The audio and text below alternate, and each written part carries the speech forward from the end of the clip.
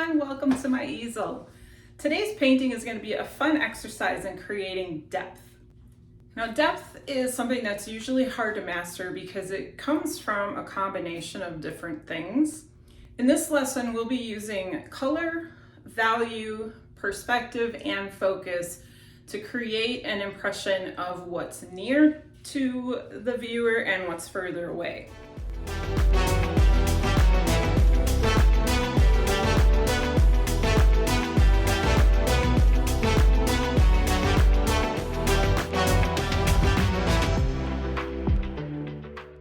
If you're new to my channel, welcome. If you've been here before, welcome back.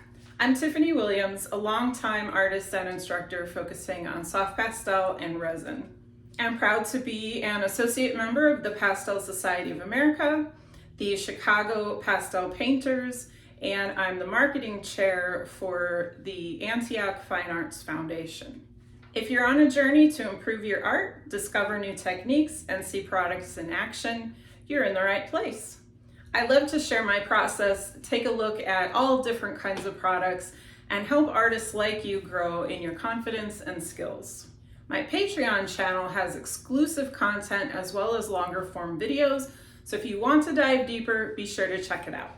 And don't forget to click the subscribe button and the notifications bell here on YouTube to get an alert every time I post new content.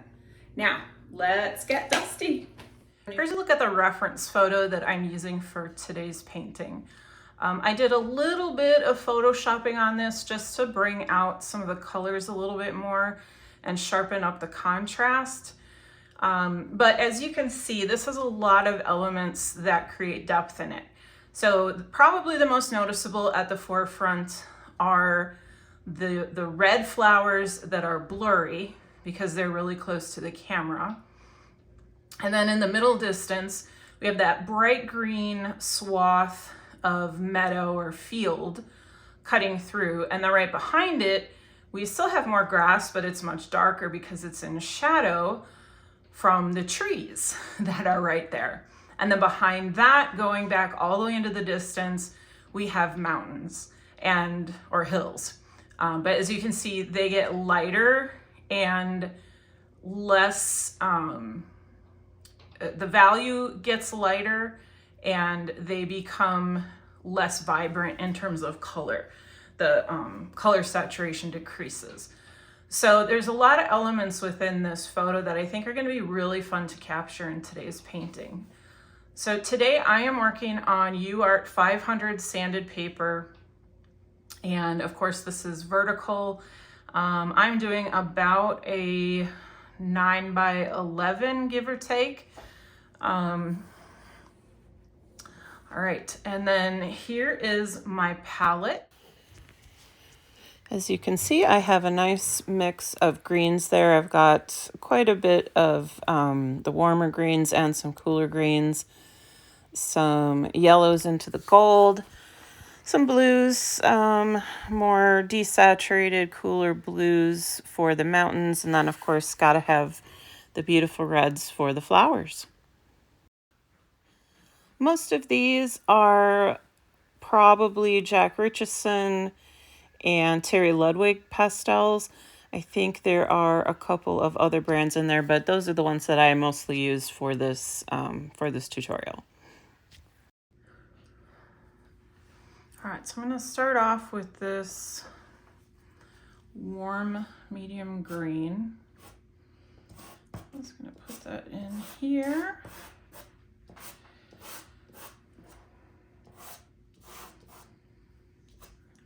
And I'm not being exact with the placement. This is acting as my underlayer. It's just setting the tone for this. I'm also going to use this, this swath of brighter green through there. And then for my darker green, so in the photo, the greens in the front are warmer than the greens in the back. So I have, let's see. All right, so I want to, that green was too cool. Let me grab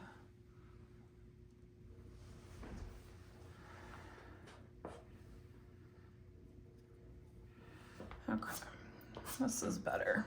All right, so this is a warmer green for the front here.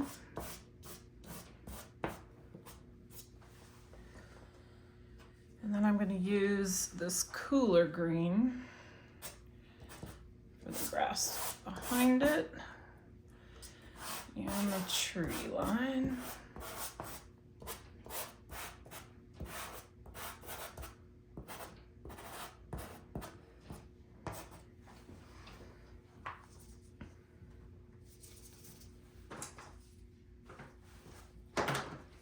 So I'm going to blend this first before I put in the mountains. So I'm just using a really stiff bristled brush. I'm just really going to work this into the paper.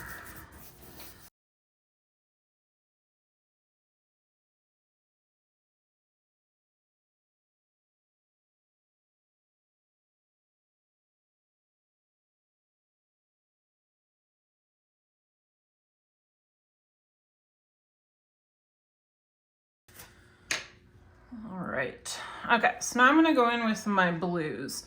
So there are some trees back here that are in this first shade of blue. And then we're gonna get lighter and grayer as we go to the back. So this is definitely not grayer.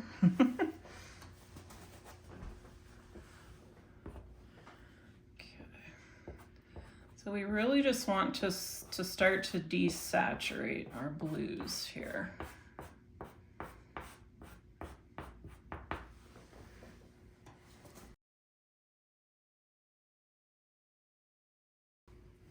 All right, and then if you look at the sky color, it's almost starting to become a really pale greenish blue. So I'm just gonna lay a little bit of this down. And that might help us differentiate between sky and mountains as well, because when those colors get real close together, it's hard to tell the difference.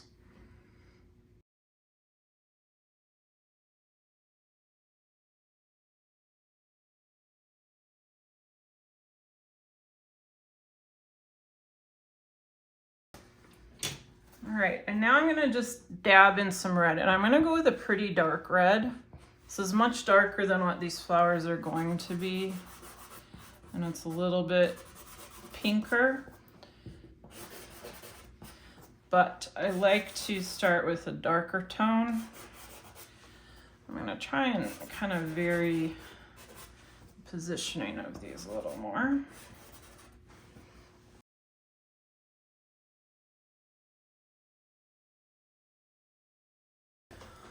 All right, now we have a really good base to start.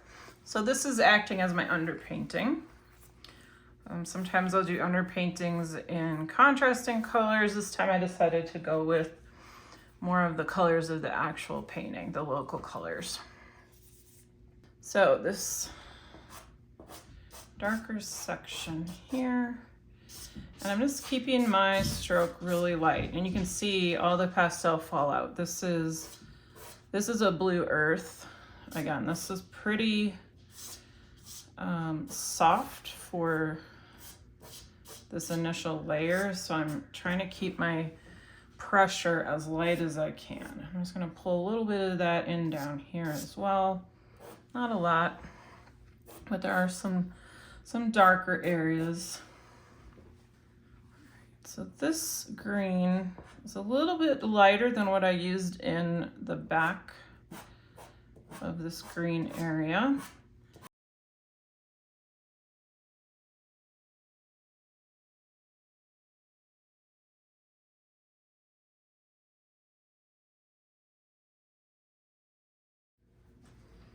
And I'm going to come in with the even lighter tone in here. And again, my pressure is very, very light. So it's allowing me to create these almost painterly, paintbrush looking strokes. by having such a light touch. So this is a cooler green, but there is some coolness down in the front of this section.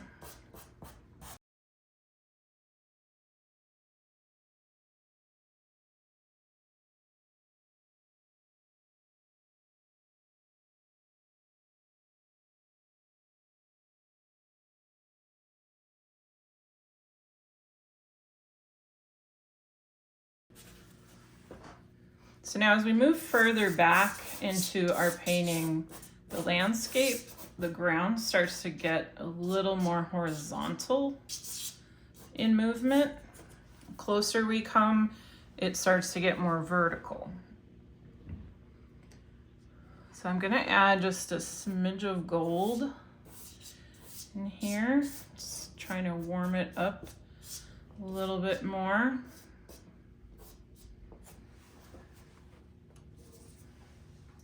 I need a bit stronger gold. Let's try this. There we go.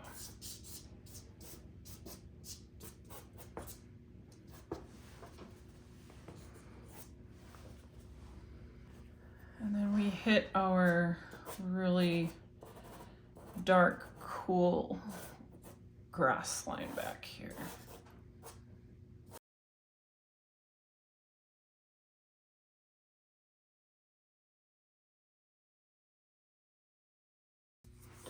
So I'm gonna just smooth this out just a little bit.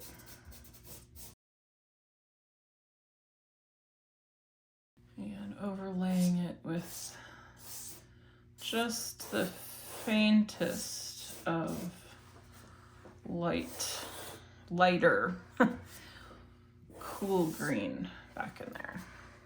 Okay, now the base of the trees is pretty dark, and they get lighter as we go up. But I'm gonna put a lot of this dark in.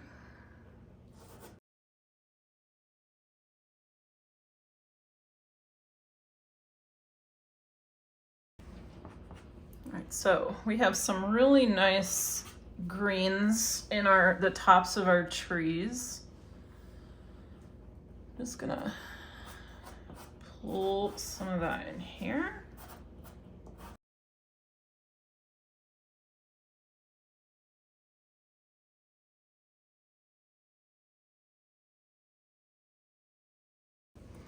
So I'm trying to find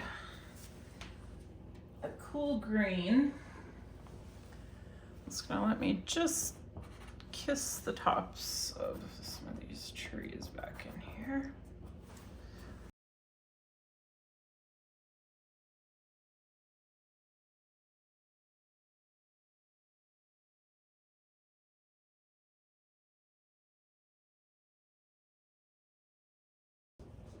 So I'm trying to find a greenish blue that's not too bright. Here we go.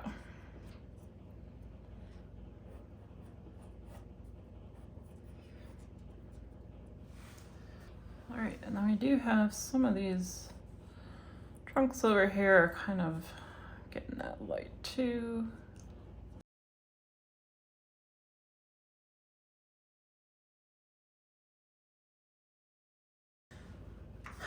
All right, so now I'm gonna move on up to the hills. So I don't want to use this same dark blue that I used for the shadows here in the trees. I think that is gonna just be a little too dark. So I'm gonna go with kind of a lighter shade here.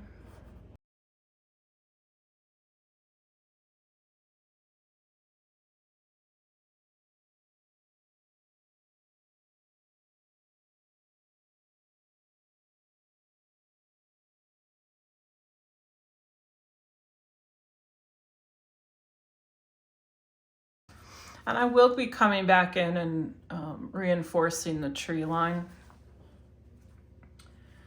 All right, so I'm gonna go with a lighter and grayer blue here. And trying to keep the tops of these hills from getting too straight looking. I want to have some nice variation in them.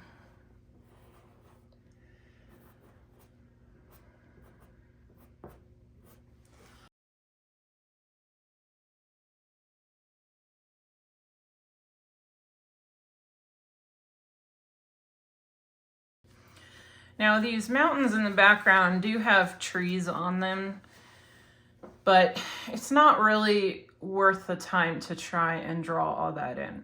But if you look at the photo, especially on this range here, you'll see it's a little darker at the top and gradually lightens as it goes down. Same thing with this one. And it looks like this one, but we don't have a lot of room up there. So what I'm gonna do is go in with, so this is the blue I used up here, but I'm gonna just lightly put it down in here, and then I'm gonna blend those two together so that this darker blue gray and this lighter blue gray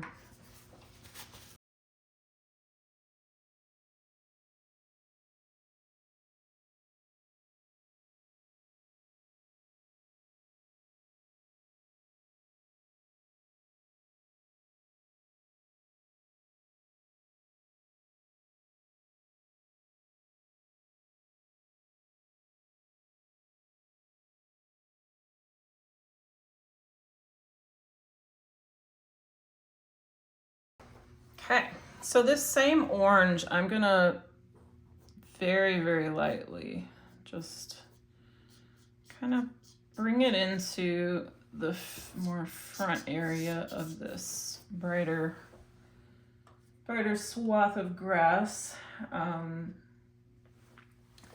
So I don't want to go more yellow. I'm trying to keep this warm so that a little bit of orange there is going to help warm this up without going too gold. Okay, let's move on. Let's go back to this part. So now we're back to our darker warm greens. I'm going to take my darkest warm green here.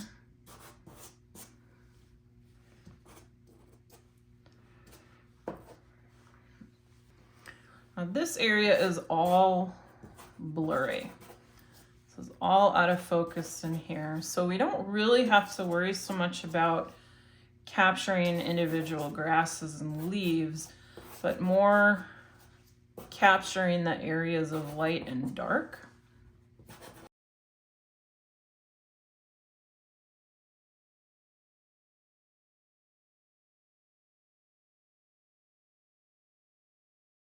We got some brighter areas up in the front here. It's a little cool, but I think it's all right.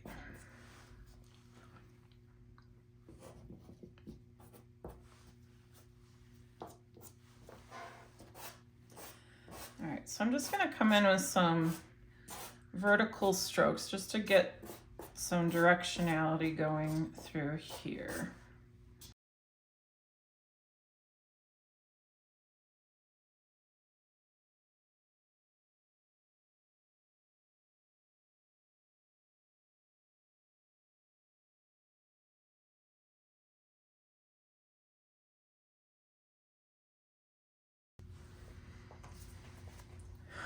So this is my favorite blending tool. This is a piece of foam pipe, but it's smooth. It's not that rough foam.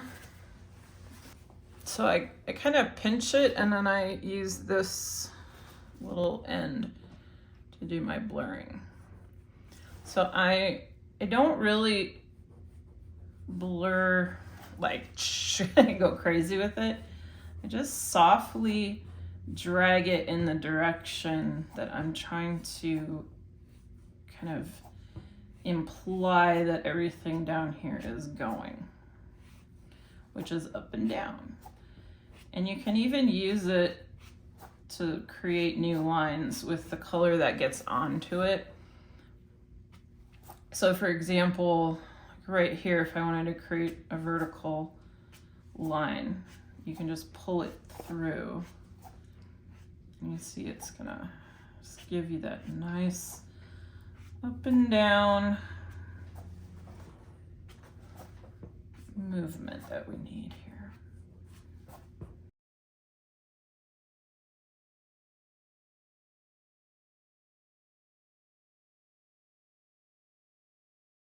All right, now I'm gonna come in and get some flowers going.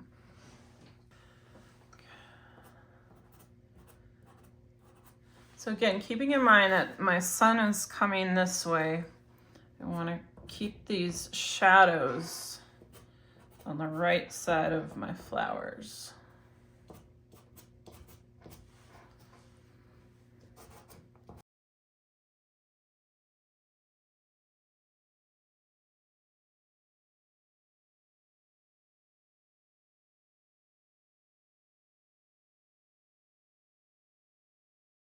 Remember, I had put that pink down first, and you can see what that pink is doing to this red. It's making the red look much hotter because pink is a cooler tone. So it's making this red pop even more than it would be if I had put down, say, a really dark red as the undercolor. All right, so I'm gonna come in with the even more vivid red. Just to get some of these highlights in here.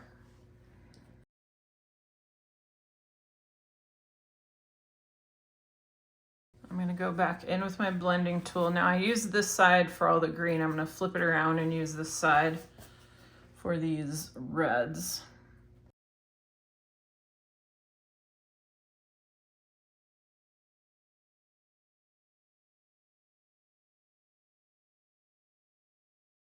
All right, I'm gonna flip this back around, go back to my green side, and I'm gonna drag some of these grasses over top of these flowers a little bit.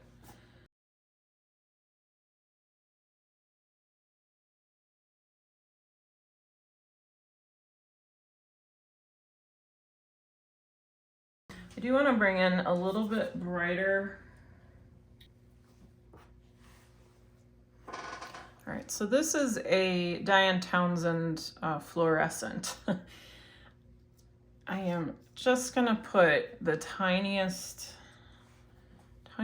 bits of it in here. And that is because when light is hitting things that are blurry, it gets really diffused. So I'm trying to kind of mimic that feeling. Another Diane Townsend fluorescent, yeah. So these are just, I'm gonna diffuse these out too, but I'm just bringing a little bit of sparkle in here. Okay.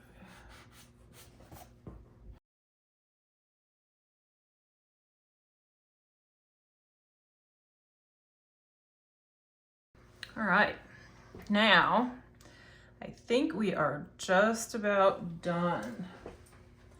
I'm gonna bring just a little bit pop of really dark back in here.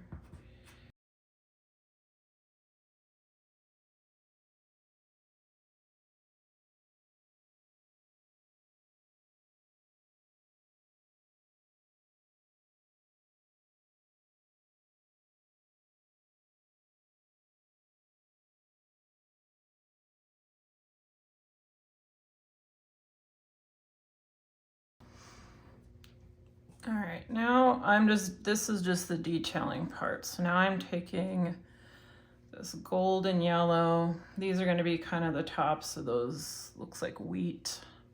Just kind of poking through here. Just bring a little more this yellow down in here.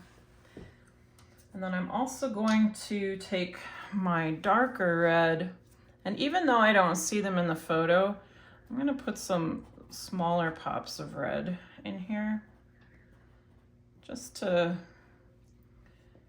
get a little more sense of depth going.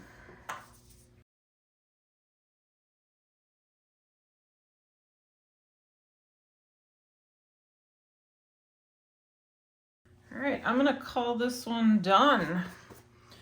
Okay, so what did we learn today? We learned that we can create depth and a sense of distance, whether it's close or far, by using blur.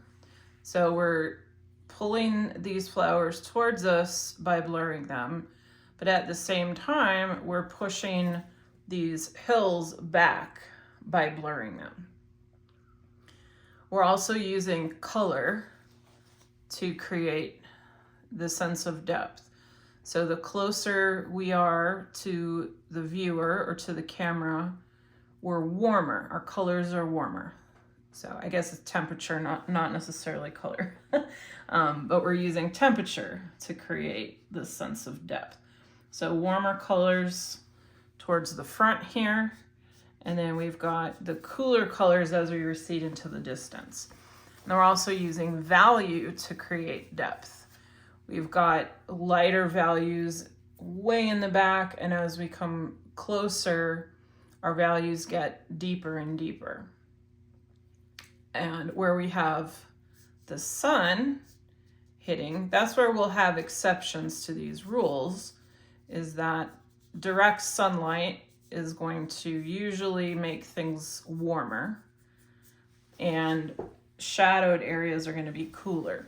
So if these mountains were in direct sunlight and the front of this painting was a deep forest, the background would actually be warmer than the foreground. So you do also have to look at your light source and the temperature of your light. But generally speaking, things further away in the distance get lighter and not as strong. They kind of gray out. So, okay, I hope this was a useful tutorial for you. If you're watching this on my YouTube, the full version of this video is on my Patreon page. I will link that in the description. And if you enjoy my tutorials, I would love it if you would subscribe to my YouTube channel and check that notifications box so you get an alert every time I release a new video. All right, so thank you so much for tuning in, and hopefully I will see you next time. Take care.